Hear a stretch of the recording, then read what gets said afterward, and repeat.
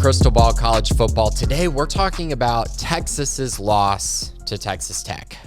Big loss on the road in Lubbock. Obviously, it's a very tough place to play. Texas has had their struggles in Lubbock in the past, and it happened once again. The Red Raiders got a big win in this one in overtime. The Red Raiders got the win 37-34. Let's talk about what this means for Texas. We'll go through the game a little bit, just some of my takeaways, and then talk about kind of what's next for these Longhorns and kind of what can they be moving forward now that they're 2-2 on the season and 0-1 in conference play. So, first of all, Texas was up 31-17 with 4 minutes and 27 seconds left in the third quarter. And I don't know what the issue is, but Texas, since last year, they've not been able to close out football games. They've had many leads, many opportunities to get big wins at home and on the road. And for some reason, this team they melt. They melt in the fourth quarter and late in games. And, that's a function of coaching. That's a function of, just bad decision-making at times, whether it be turnovers. That's a function of lack of physicality. And so that needs to be corrected. I don't know what else to say at this point other than that shouldn't consistently be happening. And to me, that kind of stuff happens to teams and coaches who don't make it very long in college football. That just simply put. The best coaches, the best teams find ways to close out football games. And Texas has not shown that. Now, it's early in the season. We're only through 4 games. But they had another opportunity in this one, just like they had against Alabama, to win this game if they simply closed out the game, and they were unable to do that. So instead of 4-0 and probably a top 10 team in the nation, we're sitting here looking at a 2-2 team. That's nuts. That's nuts. That's the fortunes of college football, though. It happens every single day, and it's happened to Texas so far in the early part of this year. So it just is crazy to think about this. And so, okay, Bijan Robinson, no doubt one of the best running backs in the country, going to be a great NFL player, going to be a high NFL draft pick, one of the best top running backs in this class. He was awesome on the day. 16 carries for 101 yards and 2 touchdowns. First of all, I have no idea why he only had 16 carries. I'll get to that in a moment about the fact that Tech just got to run so many more plays than Texas, but he only had 16 carries. He averaged 6.3 yards per carry and had 2 touchdowns on 16 carries. So he scored a touchdown every 8 carries, simply put. But he had the most crucial turnover of the game.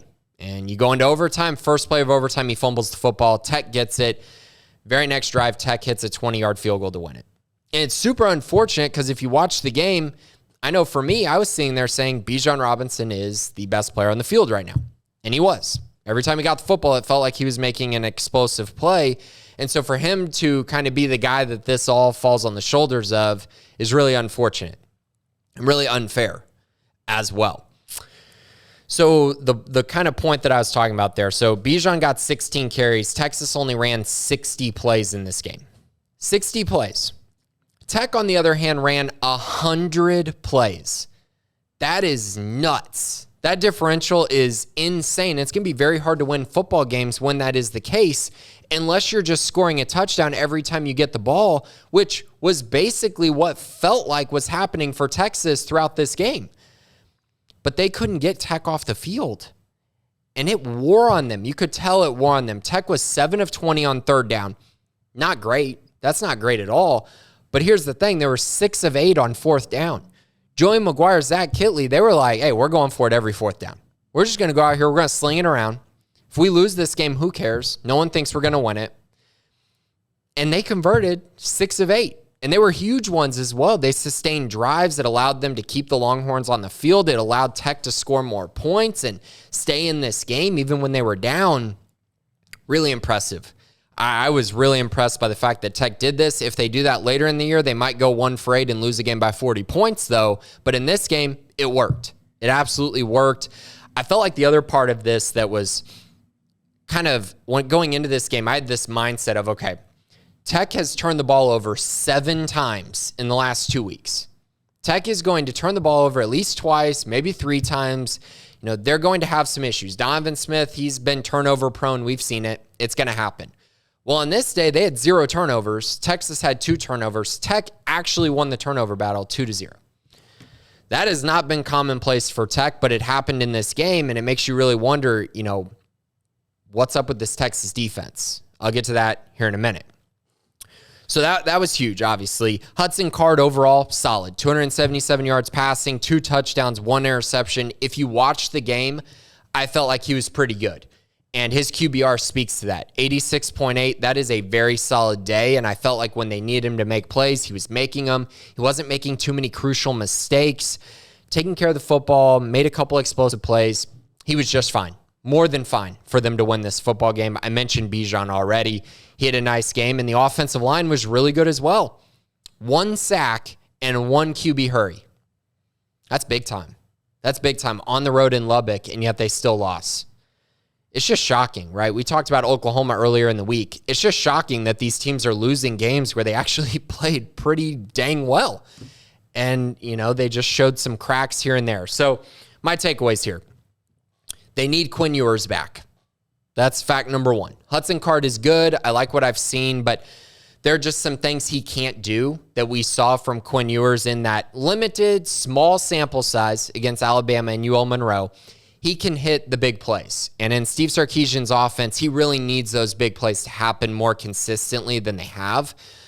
And they haven't happened as much with Card. And that's because he doesn't have a huge arm. Quinn Ewers has a massive arm, as we saw earlier in the year. Again, I'm not going to get sucked into the hype train of Quinn Ewers is the best quarterback in college football because he played, a good half against Alabama. I'm not going to get sucked into that, but I can admit that he's better than Hudson Card. He gives them a better chance to win more games this season. I think looking at kind of where they're at now offensively, I do think with Quinn Ewers there, I still think they can probably get to 8-4. I think they have a shot at it. But 2-2 on the year, you're probably looking at a 7-5 season. And that's just kind of the facts right now. And we don't even know if Quinn Ewers is going to be healthy for this next week. Now, shifting to the defense, this is tough, right? You gave up 100 plays. That's a problem. Tech was very risky. They were gambling. They were going for it a lot. You were unable to get off the field. You did not force turnovers. And it leaves me here questioning how good is this defense? Because I was not impressed against UTSA. I know some people were by the final score. I was not impressed. They got moved on for an entire half. They end up winning the game. It looks like a comfortable margin, but I wasn't sold on that game like I had been in the Alabama game. When I saw them play Alabama, I was sitting there going, okay, this defense, they have something. They figured it out. Their talent is really rising. They're winning up front. I was so impressed, but then these last 2 weeks, I've not been. And the simple facts are you need to force turnovers against Tech. And you need to create more pressure. They only got 2 sacks and they had 0 quarterback hurries. That's not good enough. They wreaked havoc with tackles for loss. They had some pass deflections. But again, you got to force turnovers. You got to get sacks. You have to. You got to figure out a way to do that. And you got to find ways to get off the field. They could not do that against Tech. That's a big problem. One positive for Texas that I think is worth noting, their offensive line has been way better than I thought they would be. They have been. They've ran the ball pretty consistently. They're not allowing their quarterback to get hit that many times. They look good against Alabama. They've really looked good throughout the year. And with this young core, there's a great future ahead for this offensive line that's pretty scary. And I think with Quinn Ewers being healthy, with Steve Sarkisian as the head coach, if you have a great offensive line, this offense could get to a point by the end of the season where they look awfully scary for the future. That's been impressive, but it's a team game, right? So even though the offense line has played well, they've shown me some things of a group that I thought was going to be a huge weakness on this team. They have not been. So kudos there. They've been very impressive for having as many young guys on the offense line as they have. So now looking forward for Texas, they are a 9.5-point favorite against West Virginia. 9.5? What are we doing here? They just lost to Texas Tech. West Virginia hasn't lost a game. They lost the Kansas game by that margin, but that was deceiving. That was an overtime game. They threw a pick six in overtime. That's deceptive. They have been in every single game, and they're going to be in this game against Texas. I would absolutely take West Virginia to cover this. I'm not sure if West Virginia is going to win this game, but I will tell you this is going to be a close game. And right now I'm sitting at a point where if Quinn Ewers doesn't play, I think West Virginia might just go into Austin and beat Texas. So keep an eye on that one. The over-under is 62. I'm worried about it. And I think that's going to be a very fascinating matchup. And I'm excited to see if Quinn Ewers comes back, because I would love to see him versus JT Daniels in a night game. That would be a lot of fun there in Austin. So that's it for today. We're going to talk about my best bets later in the week. We're going to talk about Baylor, Oklahoma State later in the week, as well as we continue to get things rolling in what has been a very exciting college football season up to this point. But thanks for listening today on Crystal Ball College Football.